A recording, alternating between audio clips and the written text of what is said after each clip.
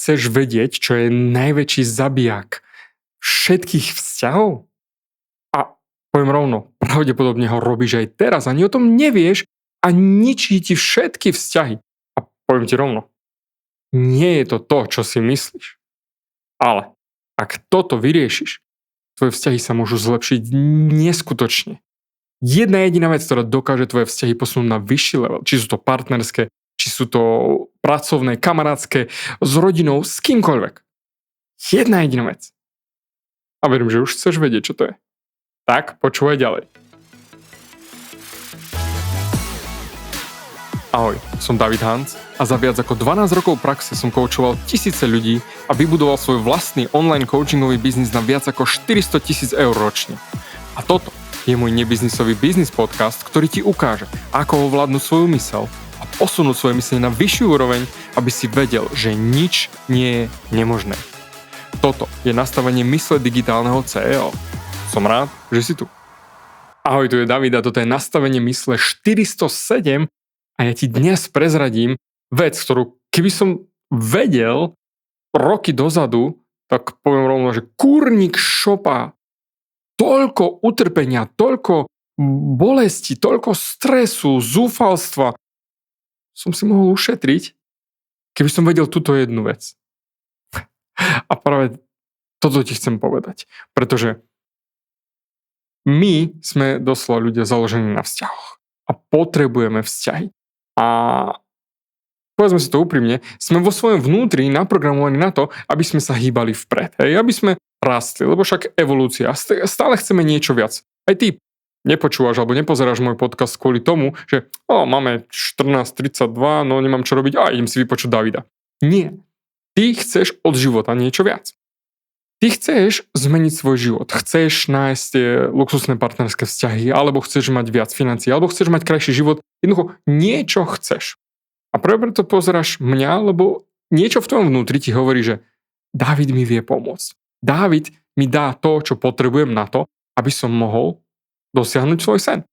A tu je presne táto časť, ktorá začína ničiť tvoje vzťahy. Čo chceš od vzťahu? To je prvá vec, ktorú si musíš uvedomiť. Lebo, povedzme si to férovo, nie každý chce to isté od vzťahu. A práve preto drtivá väčšina vzťahov, to je jeden prvý ako keby vzťahový zabijak, hej, je to, že, a nie je to ten hlavný dôvod, hej, pozor, k tomu sa ešte dostaneme. Taký prvé intro, akože taká predohra je, že nie každý chce od vzťahu to isté. Nie každý vstupuje do vzťahu z toho istého dôvodu, z tej istej radosti, z tej, ako by som to nazval, z tej istej vôle, z tej inšpirácie, pretože drtivá väčšina ľudí, a nielen žien, ale aj chlapov, vchádza do vzťahu zo zúfalstva. Moje Instagramové videjko o tom, že čím viac potrebuješ chlapa, tým horšieho si nájdeš, je jedno skoro až virálne. Mám tam 100, 120, 150, neviem koľko komentárov, na iné málo a na tomto neskutočne veľa. Lebo takto. Ťa to spúšťa, že puf. Ťa to spúšťa a nasiera. Nie, ja nepotrebujem sa. Keď si všimneš ale tie komentáre, ja to nazývam, že drtivá väčšina tých komentárov je od veľmi, veľmi ubitých žien, ktoré trpeli neskutočne na to, že už išli do apatie. To znamená, do toho ja už necítim, ja už nepotrebujem chlapa, ja už som vybavená, čo to kecáš, ale najväčšia sranda je to, že aj tak ťa to spustilo, aj tak ich to nasralo, aj tak ich to rozbehlo, že ja nepotrebujem chlapa. No keby si nepotrebovala chlapa, tak ťa to nespustí. A dám ti dôkaz, úplne krásny. Ak si komplet najedená, si práve vyšla z brutálneho svadobného obedu alebo svadobnej večere a ideš okolo nejakej reštaurácie, kde ponúkajú akékoľvek jedlo. Nepomyslíš na to, že ešte by som si mohla niečo nájsť. Ešte by som si niečo zajedla. Ak si úplne plná, tak nič. Ale ak nie si plná, tak niečo by som si dala. A hlavne, ak si hladná, dajme tomu pol dňa si nejedla, alebo celý deň si nejedla, si bola v práci a teraz ideš okolo reštaurácie a je tam niečo, čo by si chcela dať voniato, alebo čokoľvek. Spustí ťa to. A ideš jesť. A to isté je aj to.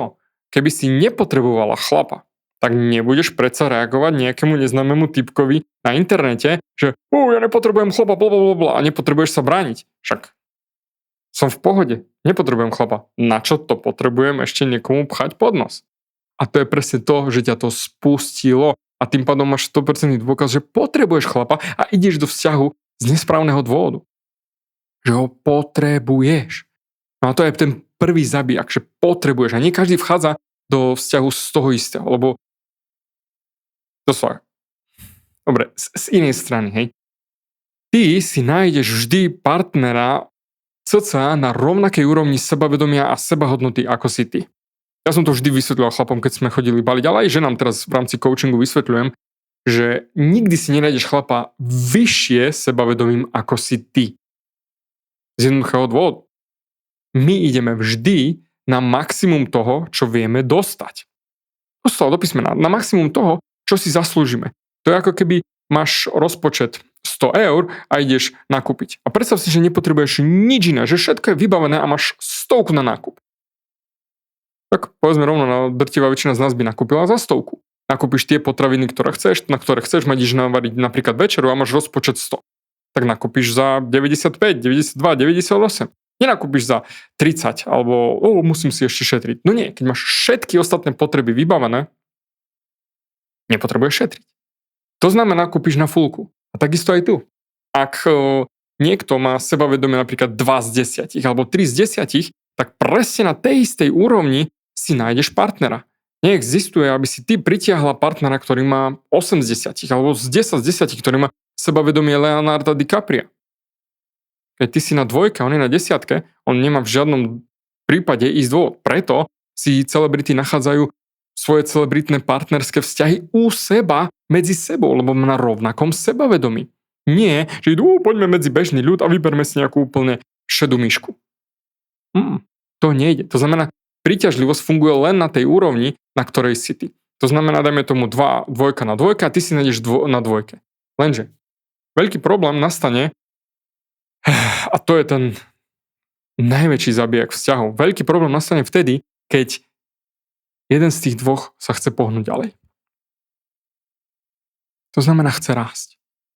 Ty pozeráš alebo počúvaš môj podcast kvôli tomu, lebo chceš rásť. Ale čo ak tvoj partner nechce? A toto je dôležité. Prečo sa pýtajú na pracovnom pohovore stále, že kde sa vidíte o 5 rokov? Nie je to chytľavá otázka, akože ťa chcú chytať načapať na hruškách. Oni chcú vedieť, čo v živote chceš dosiahnuť. Lebo povedzme rovno, žiadny zamestnávateľ, aspoň ten kvalitný zamestnávateľ nechce niekoho, kto sa nechce hýbať vpred. To príde, ja sa vidím na tej istej pozícii za 5 rokov úplne rovnako, bez zmeny, nič nechcem zmeniť a budem to robiť rovnako ako doteraz. Wow, kámo, ty sa nechceš nič naučiť, nikam sa pohnúť. Viete čo, zavoláme vám a ozveme sa vám. Ďakujeme vám zatiaľ za váš čas, môžete ísť.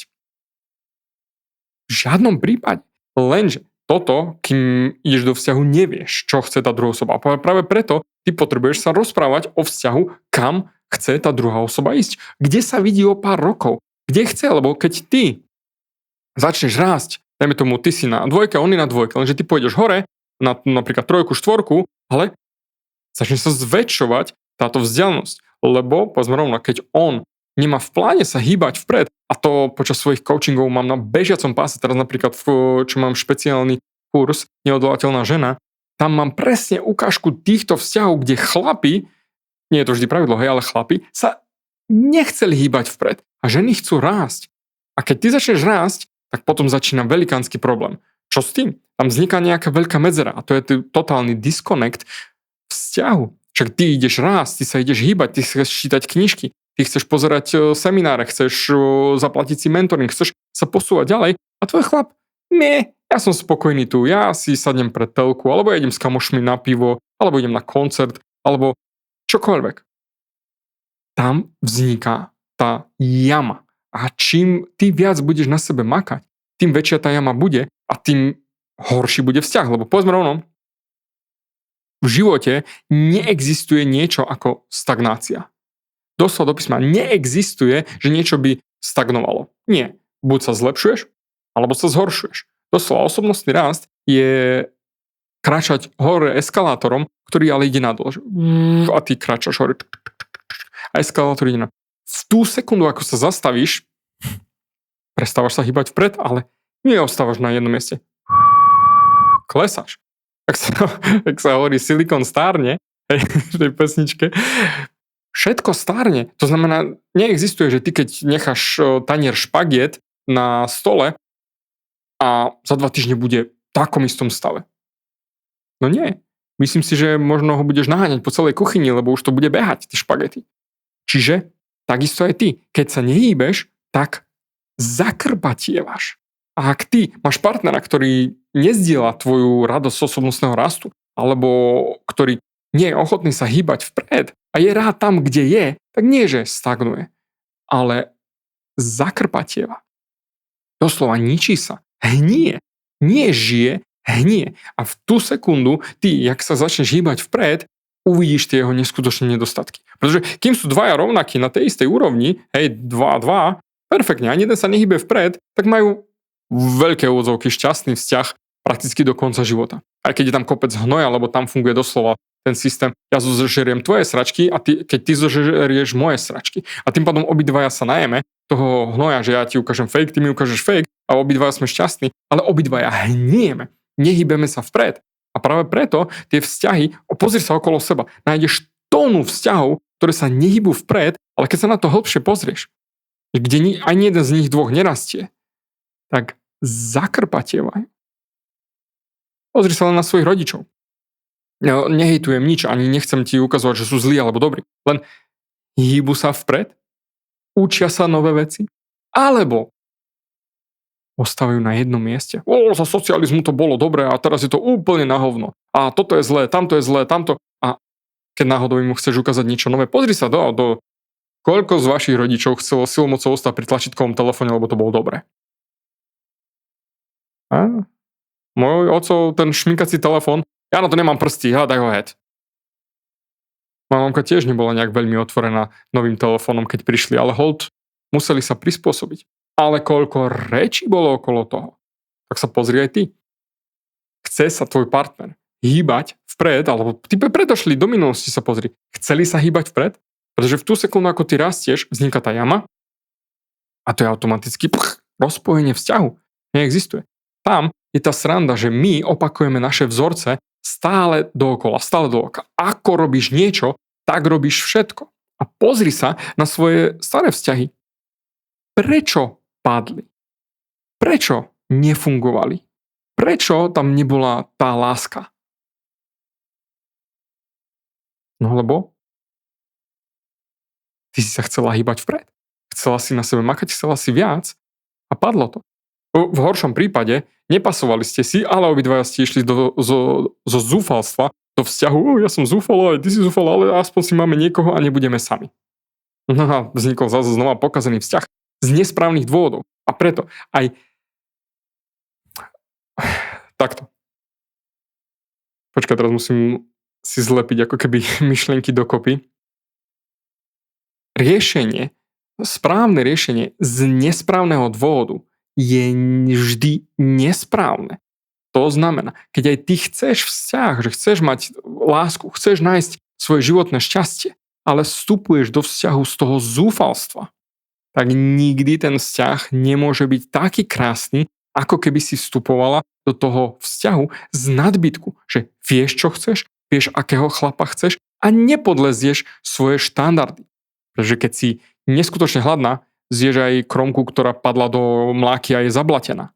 Ale keď si najedená, keď si plná, tak si dáš len to kvalitné jedlo, ktoré naozaj ťa nasíti a splní ti tú tvoju túžbu, že chceš sa dobre nájsť. A to je to isté so vzťahmi. Kým ty si zúfalo vyhľadovaná, zoberieš čokoľvek, zješ čokoľvek.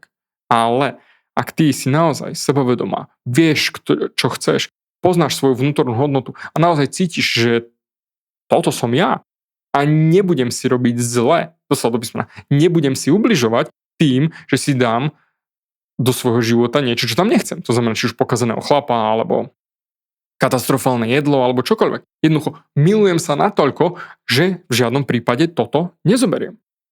A toto je to, že keď ty sa začneš hýbať vpred, ako som spomínal, že stále robíme rovnaké vzťahy, tak jednoducho ono stáva tam, padne to. No ale tu si nájdeš zase na takého istého chlapa ale ty sa hýbeš vpred a zase to padne. A zase si nájdeš na sebavedomie sem posunieš sa, ale on zase padne. A práve preto riešenie je, že keď sa budeš pozerať po nejakom vzťahu, alebo si vo vzťahu, ktorý nefunguje, a teraz si povedal, že David, boha, toto je môj vzťah, tak povedz mi to férovo, nemáš veľa toho na výber. Máš len dve možnosti. Buď pomôžeš tej druhej osobe, aby sa naučila ako rásť, aby mohol rásť s tebou, alebo druhá možnosť, to je lopatistická. A vieš presne, aká je. Rozlúčiť sa. Pretože to nie je ten správny partner pre teba, keď ty obmedzuješ svoj rast na to, aby si mohla ostať s ním. A zase znova sme len pri zúfalstve. Keby si naozaj žila v nadbytku a vieš, že je nekonečne veľa chlapov a nájdeš toho správneho chlapa, ktorý chce s tebou rásť, bol by problém sa rozísť? Pozri, ja som si prešiel desiatkami vzťahov. X vzťahov. Ale až kým som nenašiel Aničku, s ktorou už mám 3 deti a ktorá rastie stále so mnou a maka, všetky ženy buď nerástli, alebo rastli príliš pomaly. Napríklad, keď si spomínam, hej, mal som jeden vzťah s jednou kočkou, ktorá v tú danú dobu bola, že top 10 z 10, najkrajšia. Ale to bola taká party žena. Hej, tá žila party, to ešte bolo vo Viedni, keď som býval. Ona žila tým party. Ona bola doslova gogo tanečnica. Ju som zbalil. Každý chlap v každom VIP klube, všetkom mi ju neskutočne zavidel. Ona mala vtedy nejakú takú viedenskú celebritu za vzťah, hej, a mne sa ju podarilo zbaliť, hej, a išli sme domov. Čiže ona bola top. Lenže, keď v tú sekundu to bolo doslova, že wow, mám najkrajšiu žensku a všetci mi chlapi závidia a tak ďalej, dokázal som, viem baliť. Že mal som ju ako v odzvukách referenciu, hej, že toto je moja ženská, že áno, viem baliť. Lenže, keď sa pozriem spätne, tak jej strava bola vtedy, hej, v tú dobu cigarety a alkohol. Ona doslova na nič iné, než ona skoro každý boží deň bola na party. Či už súkromné, alebo nejaké disko, alebo čokoľvek. Ona bola na každom VIP zozname v viedenskom, kde sa dostala do každého klubu, pretože ona bola tá hlavná. Teraz keď sa spätne pozriem, vtedy som mal koľko? 30, no teraz mám 42. Hej, vyhľadal som si ju na Facebooku a pozriem sa na jej život a ona je presne tam, kde bola predtým. Party girl. Lenže z 10 rokov naviac. Už ani to telo nevyzerá dobre, ani tá tvár, že jej storky boli hlavne o tom, ako ja idem tam, tu mám spát, tu mám ona bát, idem sa vykúpať, neviem čo, a starám sa o seba. A prezrel som si ako keby tie fotky, s kým sa fotí, to je stále nový a nový chlap. Stále a nový chlap, ktorý na tú chvíľu stačí. Ktorému aj ona na tú chvíľu stačí. Ale práve to je to. Vtedy sa mi zdala geniálne. Teraz, proboha, nie, ďakujem. Wow, preč? A to je tá vec, kde ty sa musíš pozrieť na to, na tvoj vzťah a hlavne budúci vzťah, keď teraz nemáš vzťah. Na to, čo chceš, kam sa chceš dostať, čo je tvoj životný smer. A podľa toho si vyberať toho partnera, aby aj on bol ochotný s tebou rásť. Pretože ak ten partner nebude ochotný s tebou rásť, tak to je doslova ako ideme na horu a on ostane v základnom tábore. No, buď sa po neho vrátiš, alebo ty ideš ďalej. Ale myslieť stále na to, že sa musíš vracať, to je to, že ty ideš s sebavedomím rastieš, ale potom sa musíš vždy vrátiť k nemu na tú chvíľku, aby si mohla s ním fungovať. A zase ideš, čo ja viem, s kamarátkami von, alebo ideš na nejaký seminár, alebo čokoľvek, ale zase sa musíš späť vrátiť k nemu, k jeho nerastu, k jeho zakrpateniu. Ale čím viac ty budeš rásť, tým viac ťa to bude hnevať, tým viac ťa to bude srať, že on nerastie a ty rastieš. A vtedy sa musíš pozrieť jednoznačne na to. Som v tom vzťahu z inšpirácie alebo zo zúfalstva. Tam je presne to, kedy sa rozhodne o tom vzťahu. Pretože ak rozmýšľaš či už nad rozchodom alebo nad rozvodom,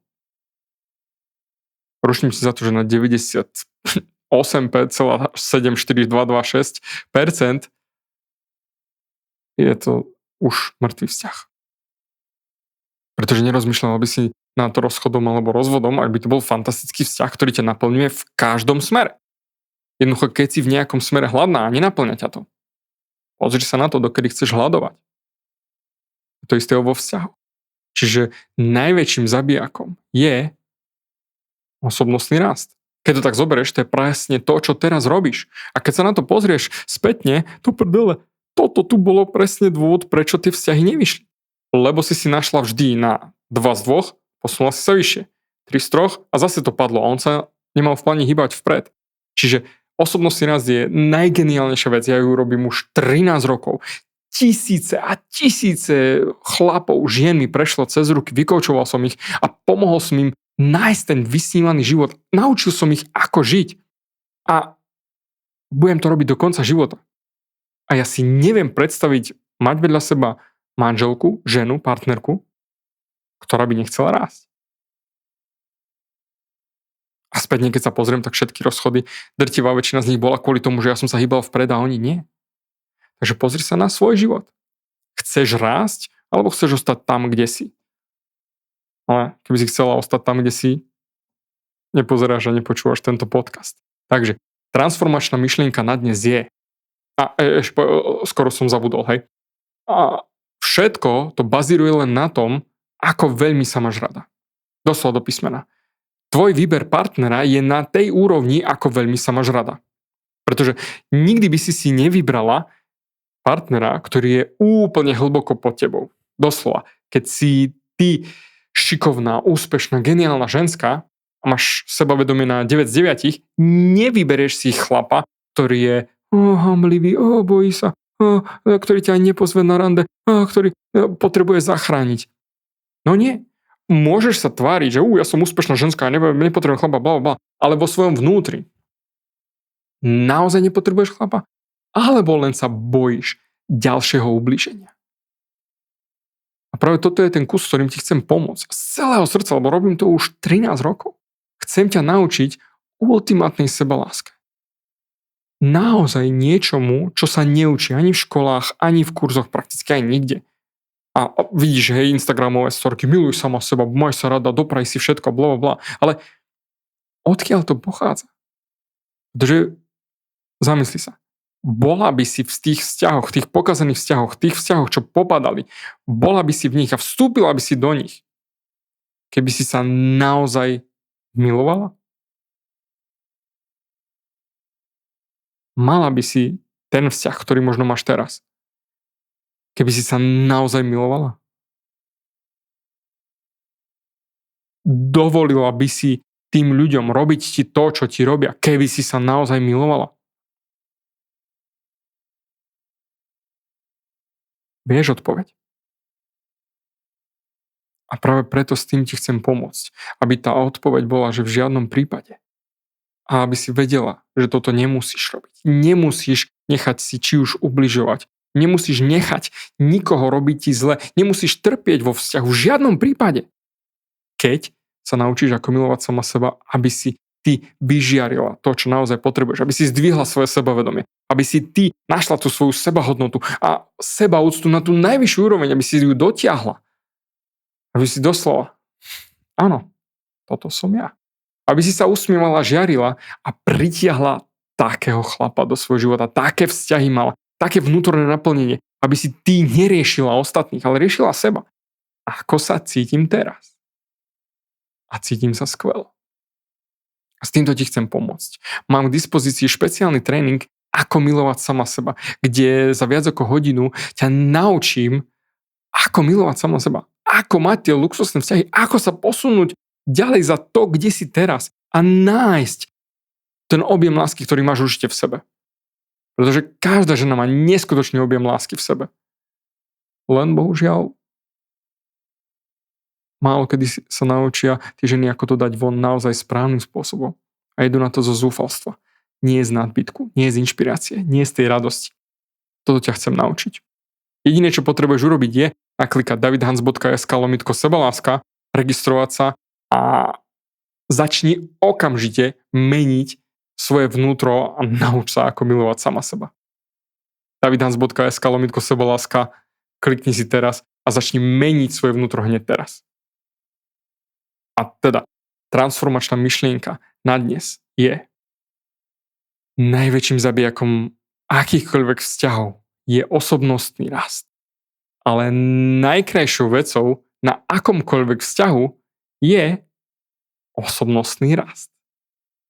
To znamená, v tú sekundu, ako nerastiete, bolí to. V tú sekundu, ale ako rastiete spolu, tak rastiete oveľa viac ako kedykoľvek v živote predtým. Ako je staré africké príslovie.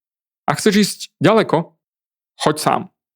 Ale ak chceš ísť krásne a naozaj vytrvalo, tak choď s niekým. Toto je presne to, čo ti chcem, aby si zapamätala. Zvládneš to aj sama.